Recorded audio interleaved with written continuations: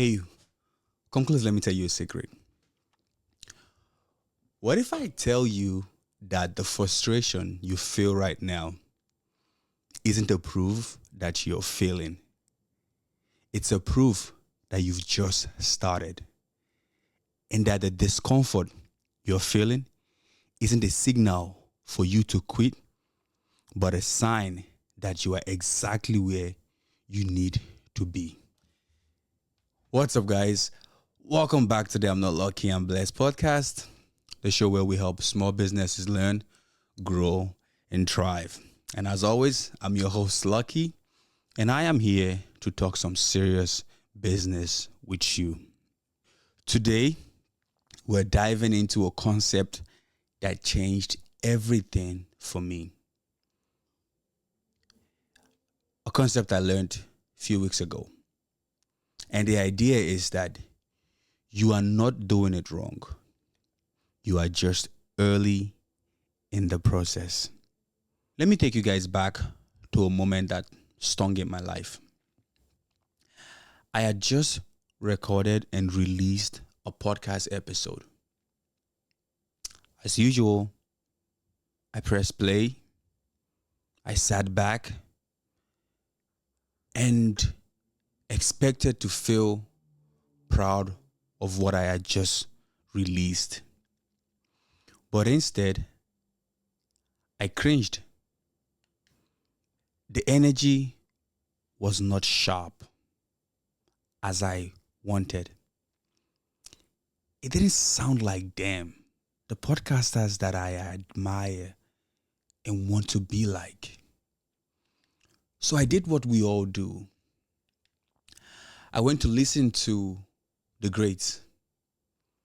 I pulled up an episode from someone that I consider one of the best in the game of YouTubing and podcasting to just learn from him. But this time I decided to do something different. I didn't start with their latest work, but instead I went all the way back to their first 10 episodes. And that was when it hit me. Their early works, it was rough. Honestly, it was worse than mine. They weren't as polished as I am today. They didn't even have a setup as I have. They weren't smooth. They weren't even close to where they are now. And that was when I realized I wasn't doing it wrong. I was just early in the process.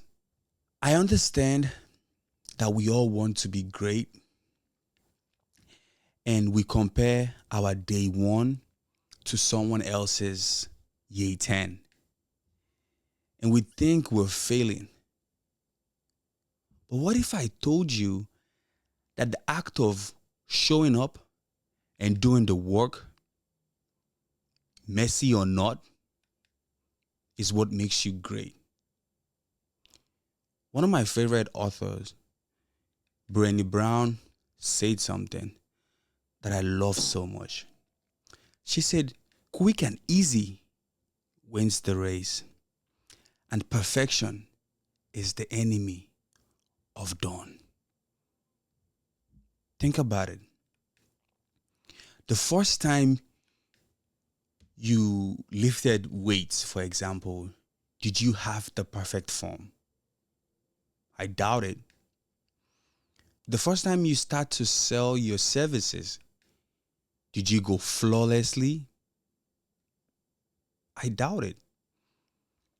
The first time you cooked a new dish, did it taste like a 5-star meal?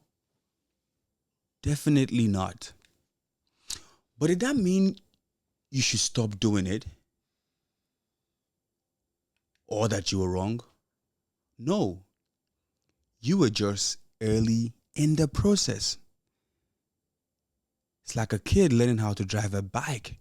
The first time, they're not going to get it right. But the more they do it, they would eventually learn and become masters. You see, every master was once a beginner, and every beginner has the chance to become a master. The difference between those who succeed and those who quit, it's not talent, my friend. It is one word: persistence. And that is one thing I want you guys to take away from today's episode. Let's build on that persistent muscle to keep showing up every single day, even when we don't feel like doing it, even when we want to quit. So, in this stage of my life, I classify myself as a beginner. I classify myself as a learner. Yes, there's no shame. A beginner isn't just someone who lacks experience. It's someone who is actively building experience. It's the person who steps into the gym for the first time and struggles with an empty bar. And that's something I know we all can relate. It's the new entrepreneur who struggles and stumbles through their first sales call. It's the artist who first sketches and don't match with the vision they have in their head. A beginner is not a failure.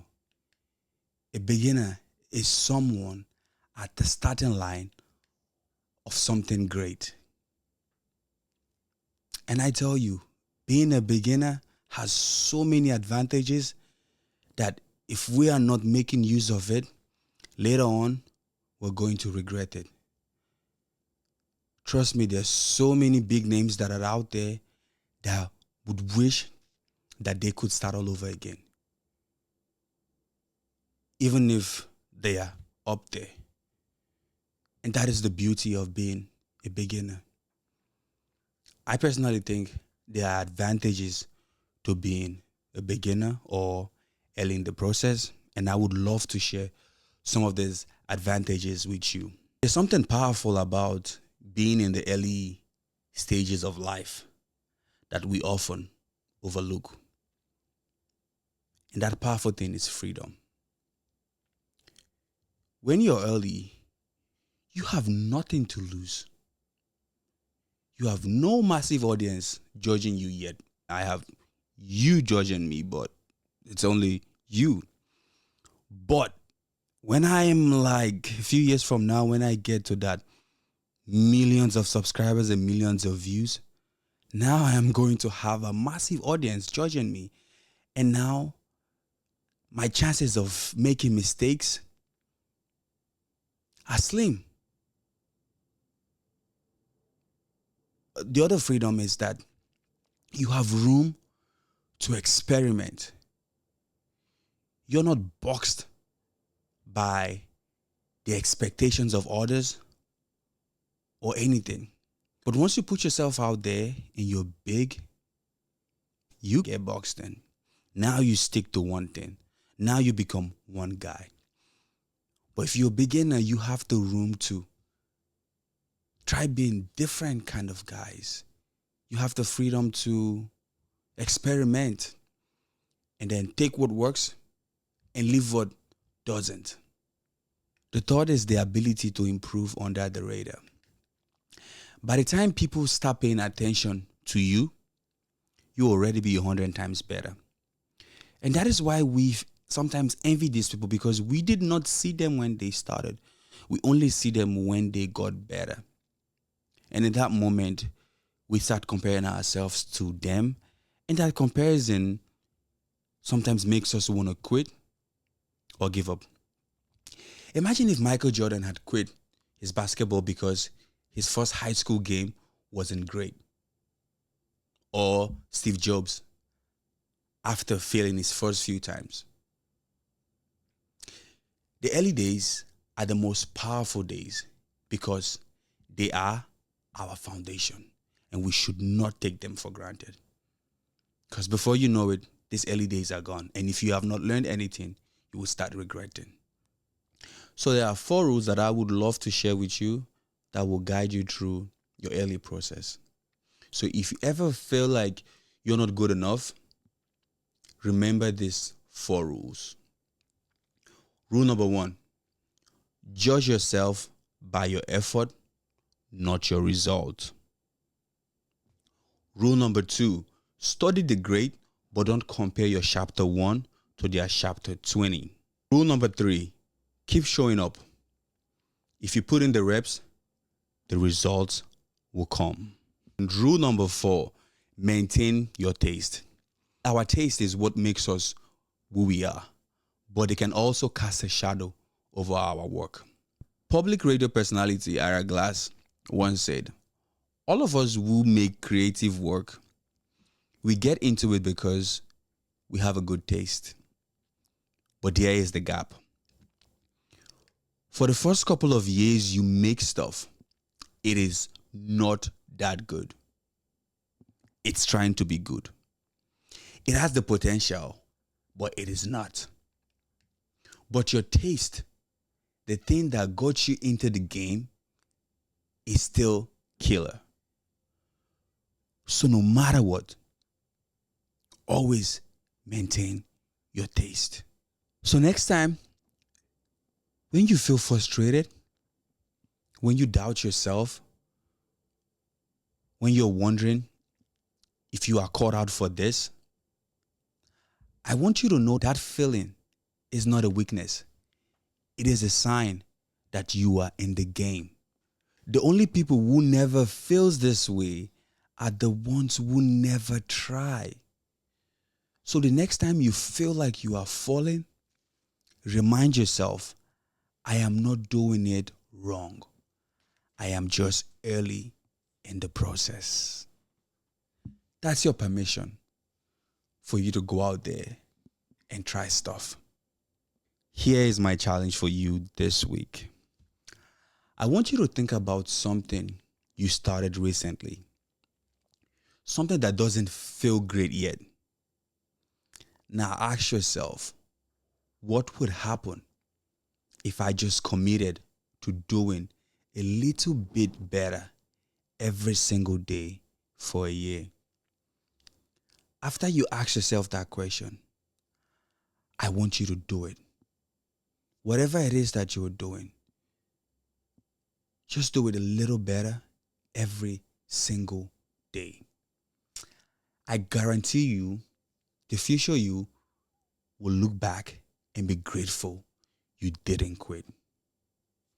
Hey guys, so thank you so much for listening to today's episode. If this episode resonated with you, I would love for you to share it with someone who needs to hear this. And if you've ever been stuck wondering if you are caught for this, let me tell you the truth. None of us is. We just figure it out. So stop blaming yourself. Stop feeling bad for yourself. And I want you to go out there and learn. And don't forget, you are never lucky. You are blessed. Peace.